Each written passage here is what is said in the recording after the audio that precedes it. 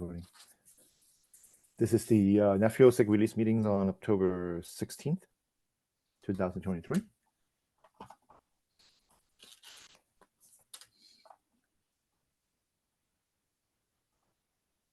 Is there any items to discuss for L2? Is there how are the 6.3 items going on L2? Well, actually, I've got one item, okay, more like a question. How we feel in a general with using as a service checkers for code quality or coverage or something like this, meaning when they are free for open source projects. So namely, I've been looking into one issue of either rejecting or just informing in a PR about the code coverage, and presumably rejecting those which do not provide the unit tests. So I've started working on it, and there is this nifty project called codecove.io. Let me maybe put it in chat. So from what I've gathered in a few Kubernetes related projects, there was already some like a homebrew solutions that were either abandoned or are not developed actively, and few of those projects are actually switching to this Codecove.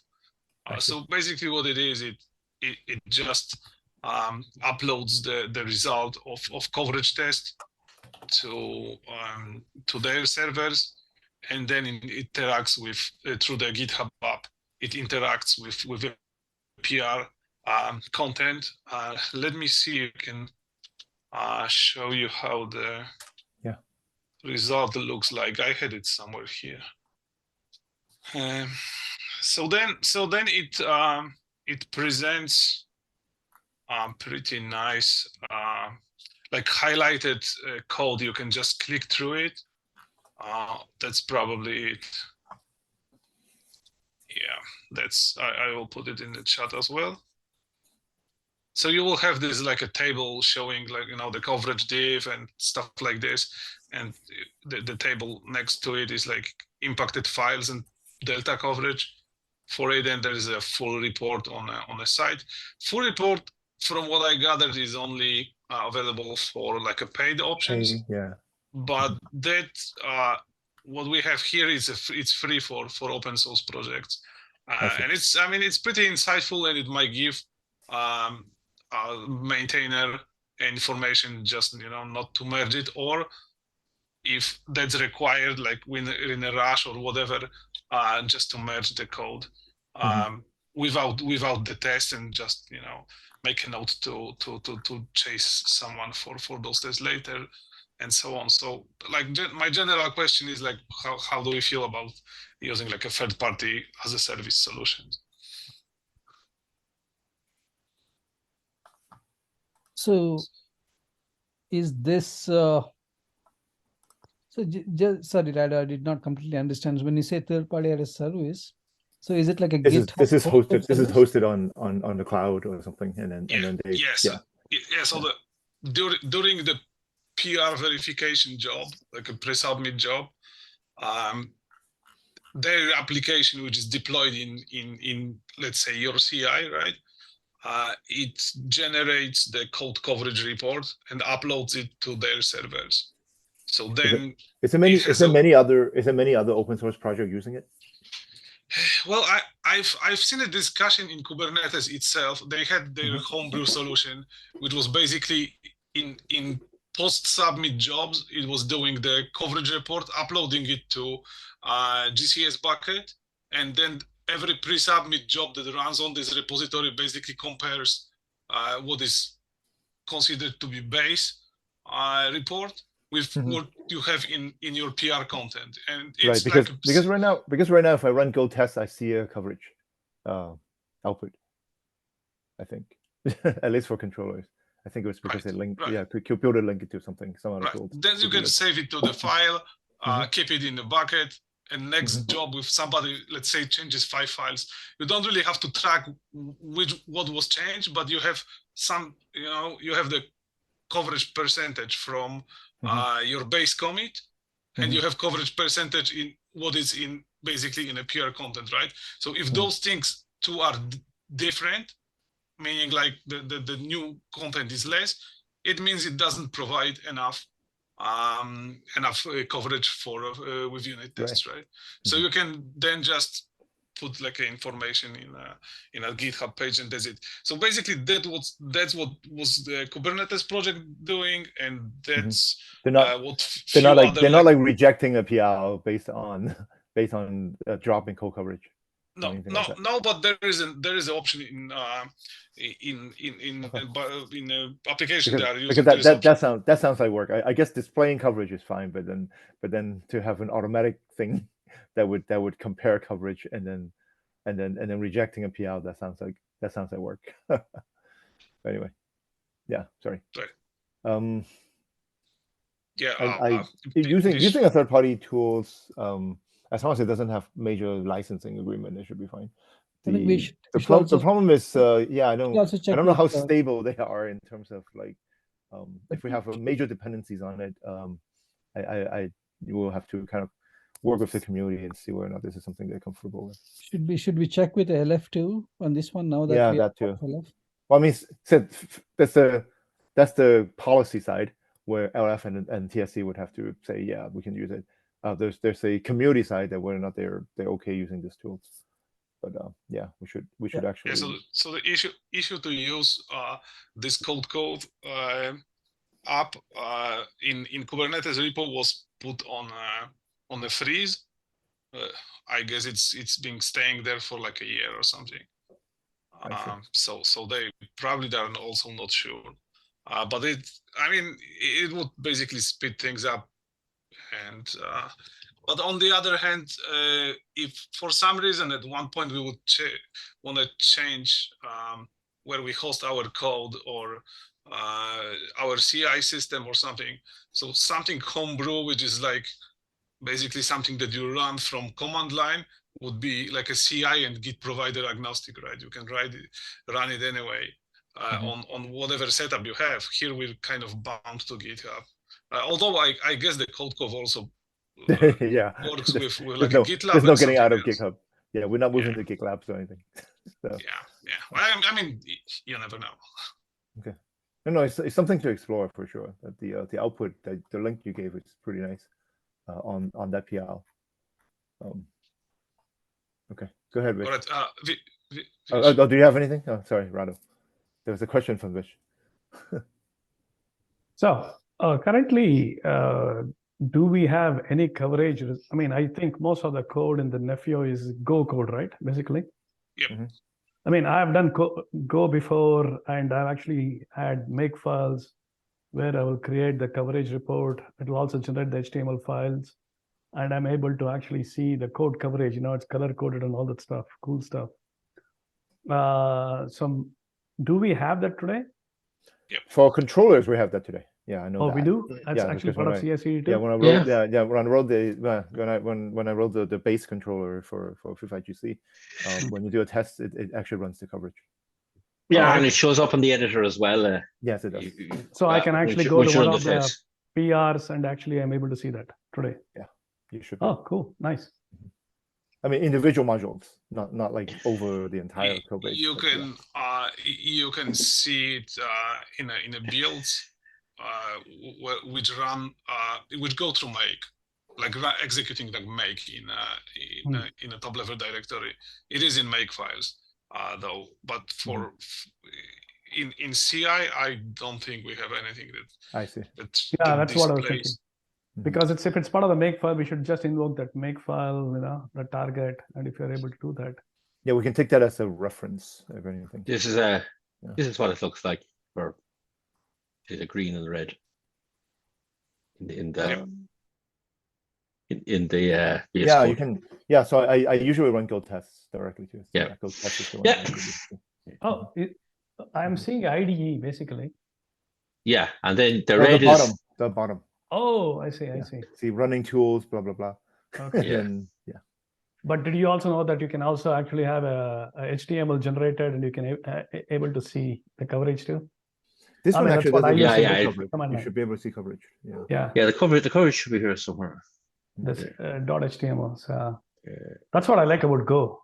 It's got some very cool it's things like it's that. a lot of Test tools and stuff. and coverage and built into it. Yeah, I mean the tooling is great, and I think it's maybe not worth of reinventing the wheel with any solutions, with third-party solutions. Rather just use what we have here.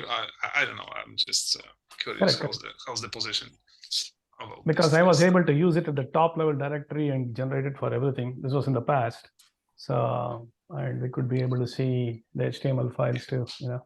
That could be generated as part of if you go to the Nephew repository and go just like a make test, it will also run the coverage test. Cool. Thanks.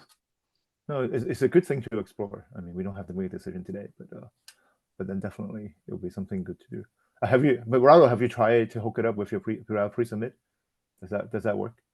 Just for like a test? No, I haven't tried it yet. I have my own like GitHub organization when I run all sorts of stuff. I will try it there. But on the other hand, or something. I have my own Pro instance. I see. Okay. For tests and so I will definitely check it out live. But looks promising. I'm also guessing our coverage is not that great so far. Well, I just want to provide my sorry, go ahead, Victor. Yeah. I just want to provide my 2 cents of this. I mean, especially because in the past I used, for example, something like Travis CI, which was like free for use and supposed to be like all the benefits, and eventually they decided to change the way to provide services. My suggestion is, if we're going to use third-party solutions like this one, like try to always have in mind, like eventually these third-party solutions can change their policy and eventually start charging.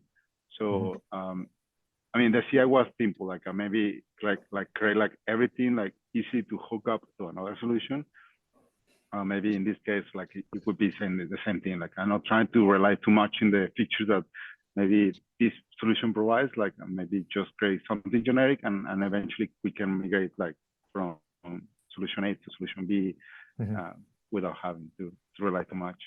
Yeah, you're absolutely right. That's my biggest concern when it comes to something as a service. The company might, as well, it might go broke. It may go down. It may be acquired by someone, and then that someone would start changing the policy.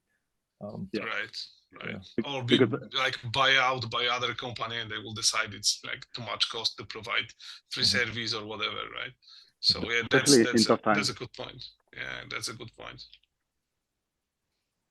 Yeah, I mean, I think we have certain. I think probably definitely good to explore. I think Liam has a point in the chat. He says LF uses Sonar Cloud.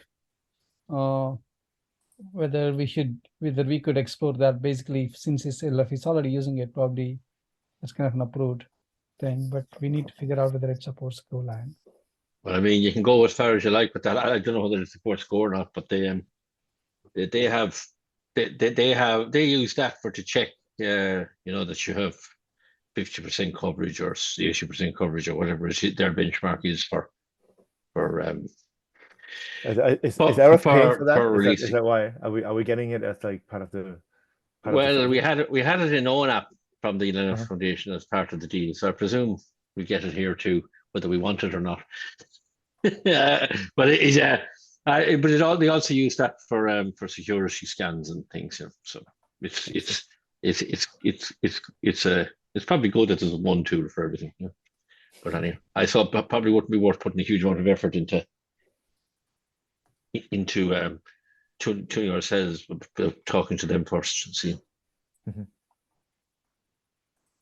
The other thing that I was thinking is like I think I put a link. If you could click on that, probably we can get a Victor's still making a point, right? Update from there. Yeah. Things. Go ahead. Victor, sorry. I think you're No, on no, mute, no. Stephen. Oh no, Hello? you maybe Bala, can you hear us? Hello? Probably Bala? Bala cannot hear us. No, I you're guess. still on mute. Actually, I Yeah. can hear Victor, and I can hear. Yeah, I can hear yeah. Victor. Can you hear me? Yeah, you hear me? I can hear everyone. Like maybe Bala is the only one who Yeah, cannot hear. Bala seems to have a problem. Okay. Yeah, let me ping him on chat. Okay, yeah, the thing that I was thinking is like, especially for code coverage, is like we have like two different audience from the CI perspective. I guess that the only thing that you want to keep it is the threshold high, like the most. I mean, as long as you reduce the code coverage, that's the most red flag that you are perceiving it from the CI. From the developer perspective, I guess it's a different approach. Like you want to know where are the areas of your source code which is not covered by the code coverage. So I mean, at least for me, if I have a CI which is just saying me, okay, this new patch is decreasing the code coverage, that's good enough. Yeah, if we kick off with just run the tests, run code tests, and then able to display the output, that would be great. I guess even for now, because even this seems to be just what Rado said now. They're just displaying purposes, right? They're just showing us what's going on. I mean, and then as Rado said, we just want to have a baseline to see whether or not things gradually get worse.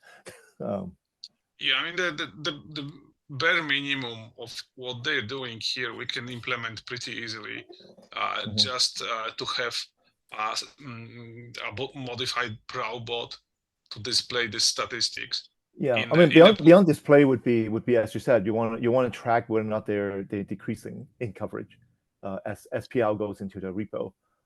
So there has to be some way to also like store the coverage. Yeah, I have this partially ready related to the test grid, which I'm also implementing for gathering data from the builds in Prow. So I hope to release it soon or soonish, and it can be outputted there, so we could see like a trend if the coverage goes down or something. So yeah, that's actually pretty good already. I don't know if we need anything more fancy for now. Yeah, Stephen, can you hear me? Yeah, now I can hear you. Now we can hear you. Can you hear us though? Yes, I can hear you. I think I think there's some problem with my Mac. I think I am using a headset now. I can hear. How can you be how can you be using Mac when you're in Red Hat? I thought all of you guys use Linux. Yeah. Or an IBM. Okay. So yes. Anyone else on that topic, or if we can switch over to Bala? Yeah, I think. Yeah, sir. I didn't know what you were discussing. So anyway, I'll go fast. Okay. So, go ahead. So I put a link actually. If you could share that link, Stephen, probably we can hear from Rado where we are, how we are doing on the R2 release checklist on the process side. Okay. Let me share.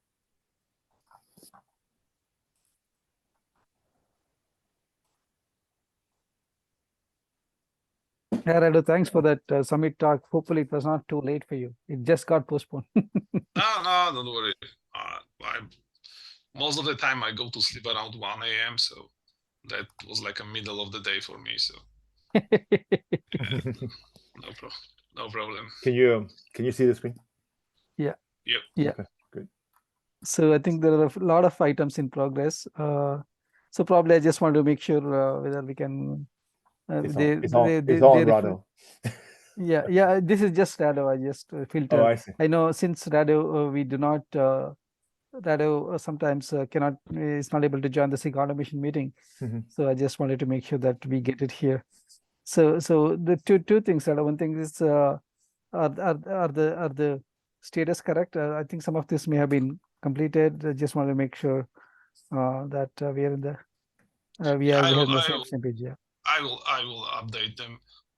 Definitely 43 is done today.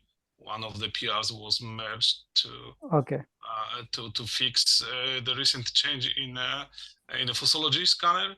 But Yeah, what else is here? Let's go from the bottom then.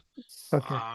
Okay, so for experimental repo, I will have to have an access to this organization with privileges that I could deploy the GitHub application there. I've pinged Kenny. That's yes, Ken. if I'm getting yeah, but like 2 weeks ago or something, but he didn't reply. Probably he was busy with conference or something. So somebody has to grant me the permissions to basically to be able to manage this new organization, so I can deploy Prouder and stuff like this, or somebody can do it for me with the which has Yeah, can we? So can you open that item if you don't mind, Stephen? Can you open that item and can we put a comment there? Second from the bottom. Second from the bottom. Sorry. What's the second one? This? No. In the main board, second from the bottom. Yeah, that one. Yeah, that one. Yeah. Can we tag Tall? Can we add a comment there tagging Tall to give access to Rado? Or cannot add a comment there? You have to open a new window. I guess you have to open a new window. Just a side thing. Ah. There you go. Oh, I'm not even signed in yet. Oh, I'm not logged in. That's the problem. My log. This is Google. Yeah, this is Google. Okay, I will do that. I will add that. Don't worry about it. I will add that. I will add the. Yeah, my identity changes on between windows. You have multiple personas, dude. I do, and the one that actually has the right to do all kinds of stuff is my regular account. But then only my Google one is the one that I log into to PMO admin. There isn't really a good way to do it. I've got like 6 different browsers installed for all sorts of stuff, being logged in there, and just it's just faster, to spin up the Firefox or something. I mean, to use like my my private GitHub organization. I mean, I like my non-host identity on the other window. That's why I didn't log in. I could have logged in. I mean, I have the password. I could have logged in to Zoom admin on my personal account window also. But then I like the fact that I can use that window, log in, and not worry about being a host. There's so many meetings that I'm not hosting. So yeah. There are actually too many now. Yeah. So let's go ahead. I don't. Yeah, Tao's the only one who created a repo. Yeah. I added a comment. It's okay. I never actually tried whether or not he gave me that privilege at all, or Kenny gave me that privilege at all. So I never tried. Okay. Well, I added a comment there. Thanks, Rado. I'll work with Al on that. Let's see. The third one from the bottom, we can skip technical debt. That's an epic. That's okay. The fourth one, run integration test prior to that. What's the that's still in the works, and the next one, which is the automation of release process, that's 375. Those 2 are still in the works. Okay. And so for reject PRs based on unique test coverage, that's the thing we just discussed, and I'm really also not convinced if we should really reject those PRs. I'm more in favor of just putting the information that the code you're submitting decreases the overall code coverage by, let's say, 6% or something, whatever it is, right? So just not really to. I mean, maybe if it's a requirement to reject those PRs, I mean, I'm happy to do it, but I could foresee middle of next month, people would be annoyed if we start rejecting it. No, it's more like failing the PR. Rejecting a PR means you're like saying close, right? No. Like, I mean, if Proud put a lock in it, even John and I would not be able to merge it. So I mean, yeah, I think so that's basically what Rado actually wanted. I mean, but Steven, remember, if you remember OpenStack, we would never be able to actually merge anything without unit tests or functional tests. So OpenStack uses the tools. I don't even remember what it's called. Garrett. That is much more harsh. If one of the core gives a -1. Yeah, you can't even +2 it. I think it's okay for our R1 release. I think we need to slowly increase our rigor, and make it easy for them. Yeah, we do, but we don't jump from that and say that let Proud reject. No, I think the way it's probably better to have some sort of a naughty list afterwards, where people saying, in R1 your code, your module was at 80%, in R2 it's only at 60. You need to fix it now, the technical debt. I mean, as a reference, the last week or two of rushing integration. Yeah, you can't put something like Wim and I rushing in code with actually almost no unit tests at the end too. So there was. we can't. I'm not encouraging that, but then it does happen. No, but if you put in a rule like this, then you're guaranteed to delay the release, because there's going to be one class somewhere or one module somewhere that you have to change in a hurry. So I think it's better to. Yeah, it's better to do a comparison afterwards, in my opinion. Yeah, it means we are not taking into account these kind of things that will actually be part of the release. That is what it seems like, right? We don't want to give that impression. We do want to evolve. I think we want evolutions. So we want this to be display. We want like a warning or something that shows. That's what I say. But somebody can still override it. Yeah, we could even tag the repo or something for something that needs to be like. I found that this is a great way of onboarding people, though, is doing some code coverage. Correct. Thanks for bringing that up, Liam, because those are the kind of things that will actually help other people to see some of these things, go run those tests, and come up to speed. Anyway, I need to drop off. Thank you. I'll probably, if there's no action item for me, if there's any, please let me know on chat. But okay. Thank you. Thanks, Vish. So in general, Victor has his hand up. Sorry. Yeah, okay. I just want to say what at least I did in Neutron. I just made a batch one. I just measured the current code coverage, maybe 60%, whatever number. I just set the threshold in that particular level, and eventually are suggesting to level this up to per option. I guess we can follow the similar strategy. Like if we are having like 30% of code coverage, maybe we can set the bar at that level, and for the next releases we can start increasing it for 40, like 50 or 70%, and in that way, we cannot, hurt anyone's feelings. Yeah, we can do it post-release. Yeah, I mean, I think so. There's something that Rado's working on where if vulnerability check fails, then the repo will be frozen. So we could do the same thing if the test coverage drop below something, but then we have to release it anyway. But then once the release during the release, while the release branch is poll or release tags done, the main branch of that repo is now completely frozen. or only the tests, unit tests are able to check in or something.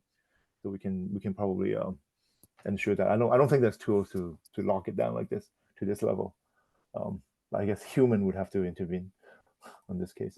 Yeah, I mean, I'm okay. I mean, if you just want to warn for now, but we need to eventually get to this state. Otherwise, we'll get to a code base which is kind of very unstable. Yeah. So I'm okay if you want to change the language on that, Radu, and I mean inform for now, and then if you want to add a comment that I'm okay with that one. But eventually, yes, we should definitely get into the level where we need to get to the device. Otherwise, we'll have a slightly stinky code base over a period of time. Yeah. I mean, we can do it. We can do some grace period, and probably after R2, sorry, maybe we can just start, tightening the bolt a bit more with this. All right, cool. Sounds like a plan then. So we can make it informational, right? Now we can, Radu, for now. Yeah. I just to throw like a simple table that the code coverage is like Okay, I'm gonna add a comment. Yeah. Cool. Yeah. Yeah. All right. As Rado said, there'll be a track, so it'll be remembering what was the last one, before these check-ins, and then you'll see whether or not it's descending. Yep. All right, sounds like a plan. Then for automatic Pro update, that one is basically won't fix. I mean, automatic updating anything is always a risk, and especially that Pro is kind of like a critical. I mean, it's not that critical. Still, the owners can merge the code even if all checks fail or they don't work or whatever. So it's not as critical as GitHub. But I've got the updated process ready, but it will not be automatical. It will just create the PR that those images have like a bumped versions, and if it gets tested in probably some other instance would have to be created to just check if it will work at all, and then the PR could be merged, so it will bump our Pro version. Yeah, it's Pro is very critical because if it malfunctions, it can potentially reject all RP outs. So, I mean, a lot of people would get angry really fast if this doesn't work. So for upgrading it, I will leave it at semi-manual process. But it is the updater is basically done. It's the image for it I've committed some time ago. It will need just some more tests with GitHub integration itself. So it will create the PR because the version of the Pro libraries is basically in the YAML file for Pro configuration itself. So it can just create the PR against the current configuration that we keep in Git either way. And if it passes a test or whatever, it can be merged and it will auto update then. Does it get updated very often, Pro? I mean, it doesn't get the releases. They just produce every major change. They produce the new images for it, and they are tagged with like with a date for a version. So it's very widely used. So I would imagine they're relatively stable by now. Yeah. So it doesn't have like numbered releases. It's more like every bigger release there's the image produced for whatever component. I agree. Let's not automatically do it. So that's the thing. Label sync, that's something I've left on a backlog for some time. It is nice to have, but it's not really a critical thing. It's a way of managing your repo labels by doing a PRs against the Pro configuration, and then it will auto apply. So for example, if you came up with like a new label like aria slash I don't know something, then you can just, instead of going to every repository and adding it manually, you can just make a PR and it will apply it against every repository. So it's not really like a critical thing. I don't know. I mean, I could see maybe like if you tag an R1, R21 or R201 or something like that. So do we do release tag that propagates all over all the repos? Because on R1 you just did it manually one by one, right? Right. That's more like labels for let's say the PRs or something. I see. That kind of stuff. Yeah. And a build for resource backend, I can probably move it to in progress tomorrow. It probably gonna be a quick thing. So. So by the way, rather the one that is with no status, those are not important for R2. Okay. Yeah, I mean basically only if you find time. Yeah. Otherwise, the in progress list is what we need. That's it. All right. Cool. Cool. Thank you so much, Tyler. I mean, I can't explain how much appreciative we are, the whole community, with all things that you're doing. Thank you so much. Thank you. That's very kind of you. Thank you. Thank you. Hey, Liam, you have your hands up. Yeah, go ahead, Liam. Yeah, I just put up 2 or 3 new, just to try this discussions thing in GitHub. I put up 2 or 3 topics there that today that people can have a look at if you want. They're, you know, it's almost there's a, so if you want to have a look there, who's sharing? Okay. Yeah. Go ahead. Yeah. So maybe I can I share? Yeah, sure. I unshare now. So go ahead. Okay. Let me just make sure I share the right thing here. Okay. So like this is just like what the first one was just guidelines for PR merge. I promised to do this last week. So these are just some ideas that I had and some that were lifted from ONAP about, you know, rules, kind of like a soft rules for code reviews. Code reviews within 36 business hours, and I realized that that's ambiguous, but I think it meant, you know, excluding holidays and, you know, spring break in China or various holidays around the world. Self-merging, obviously not allowed. Each PR should have at least one review from a reviewer from a company other than a submitter's company before it's merged. Adding can provide a code review, but I think that goes without saying. And a PR with outstanding comments can't be merged. And a PR must have reviews from X% of reviewers in the owner's file before it can be merged. And X, I don't know, whatever. So they could be some sort of rules that we could have for PR merging if we wanted to.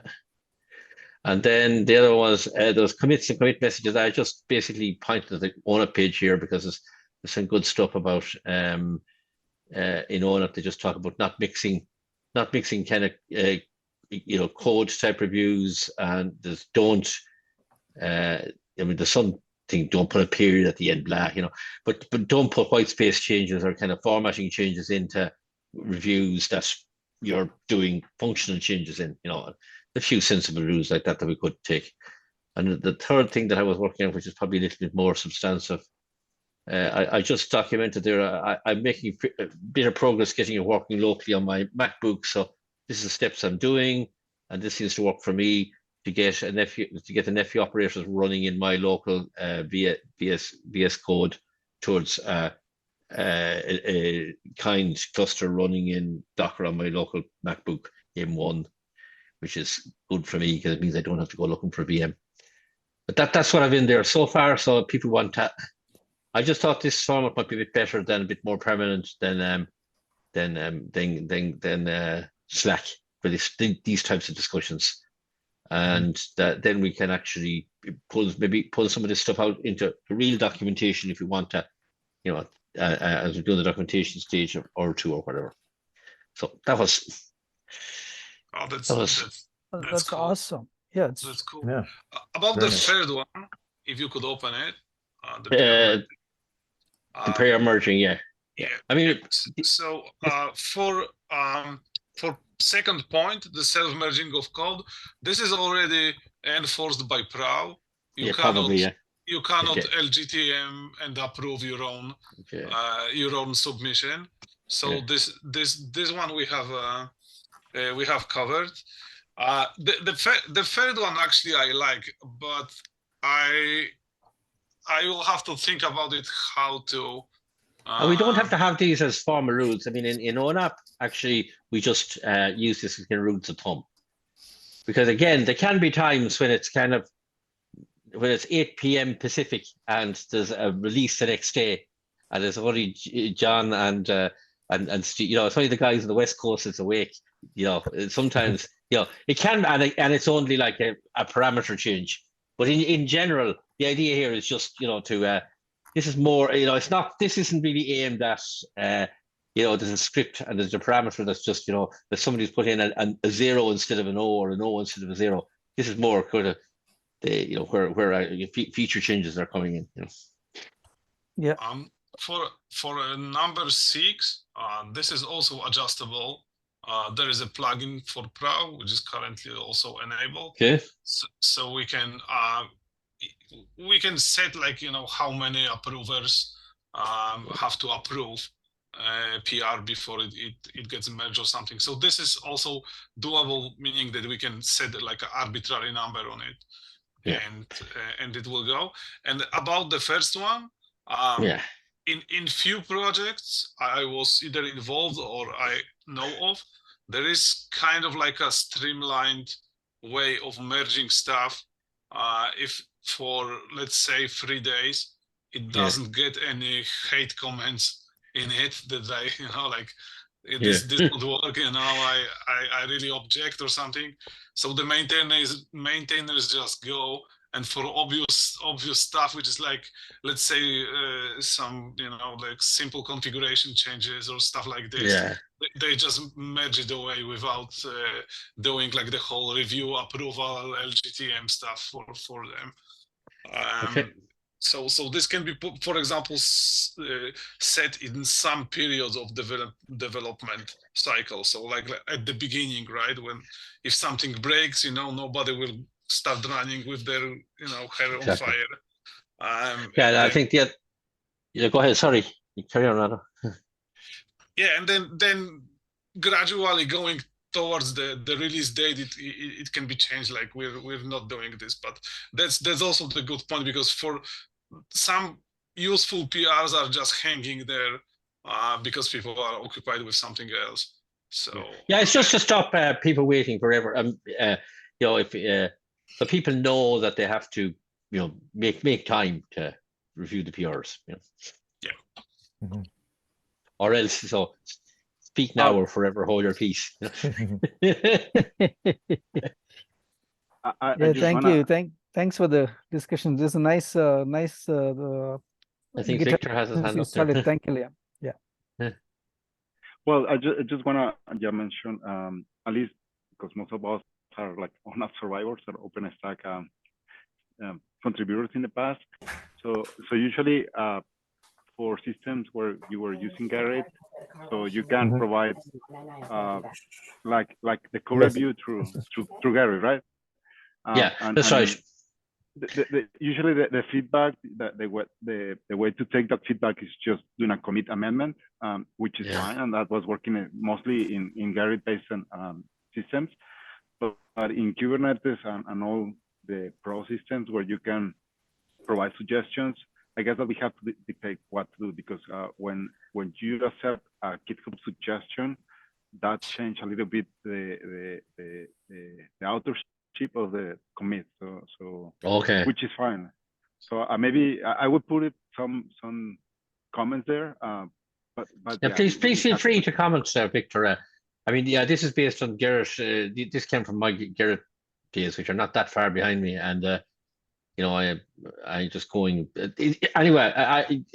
These wouldn't necessarily be enforced by the system. It's just more kind of, I would say, they're more guidelines, or kind of ethics almost that we're following. Sure, absolutely. Okay, so I don't know how whether people use this discussions or not, but so far it seems good to me. Okay. Yeah, I think it definitely in the SIG automation channel, Liam, I would it would be great if you could put this. You started these discussions. I know it's kind of it takes a bit for us to change the habits to come to use this tool for the discussion rather than Slack. But if you can just ping in the SIG automation channel that we started this discussion, that would be great. I really like the way you've done it here, because it's more it's kind of there is a feeling of permanence here and easy to get to the data that we want, and it's kind of it's easily searchable, easily it's kind of from purely from a discussion management perspective. This seems very good. I think it's sort of, it reminds me of Stack Overflow a bit more than Slack does. Yes, exactly. Yeah, absolutely. Yeah. Okay, I just wanted to show you guys that. I'll post later on, and I'll post later on after the meeting. I'll just send a link to this and ask people to say what they think. Yeah. Cool. Thank you so much, Liam. Yeah, appreciate it. Yeah, Rado, please go ahead. Yeah, about the persistence of knowledge we exchange in discussions. We had a bit of discussion here locally in Samsung about the good old days where people were using IRC in open source projects. So I was just wondering, because somebody some time ago suggested that we switch to Discord from Slack, which is which is in many ways even worse than using Slack. But like my main point is with the Slack is really expensive, the enterprise license, and I don't think it's happening that we're gonna get it. And I feel like we're losing a lot of very valuable knowledge when logs get purged from its history in free version or whatever version we're using right now. So back in the days, you would have, like, use some widely available IRC servers and just put some bots or something and archive those logs in form of text files, which will take next to nothing when it comes to space, and you can store them in like whatever you want, whatever form. And for example, there was a lot of kind of like a debugging sessions going on Slack before the R1 and so on.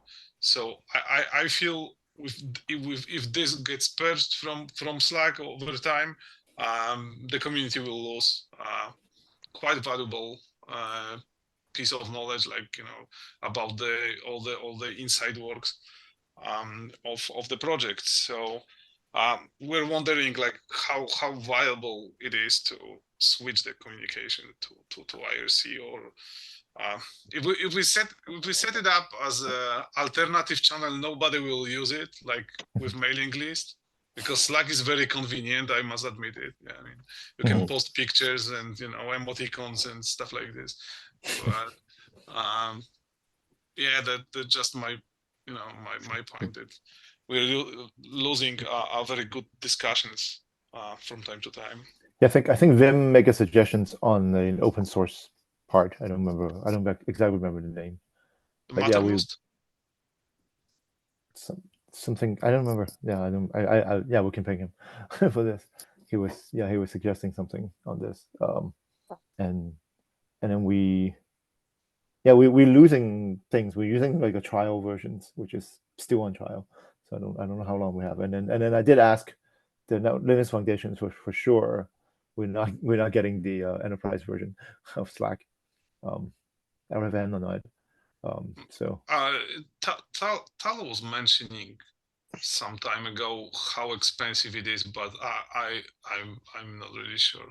Yeah, I actually asked when it was Lucy, and Lucy said, "Yeah, there's no way we can do it." Yeah, it's eye-wateringly expensive, I believe.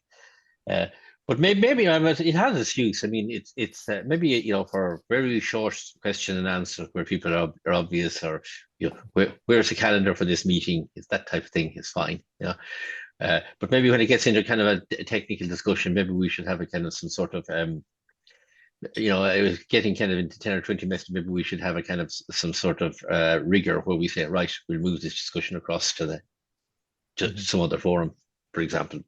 GitHub discussions. Yeah. On the topic of IRC, Rado, I think I don't know whether it's a good topic. Maybe you can bring it to the TSC and see whether it's permitted by the Linux Foundation. I doubt it is, but we'll see. I mean, when I used to use IRC, it's very limited. It's text based, so I don't know when it has advanced since then on the client side, where you can not do a really. lot more. That's the beauty of it. Okay. Okay. It'd be all right for us that can do ASCII art. I mean, we used to have the whole meeting just using IRC, right? There's no people talking. Yeah. Okay. Anyway, look, we'll see what we get with that. Okay, cool.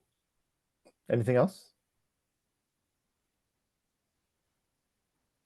If not, you have 7 minutes back. So thank you. Thank you so much. Good meeting today. Thank you, Stephen. Yeah. Rado, and everyone else. Take care. Bye-bye. Bye. Yeah, thanks everybody. Bye-bye. Bye. Bye-bye. Bye.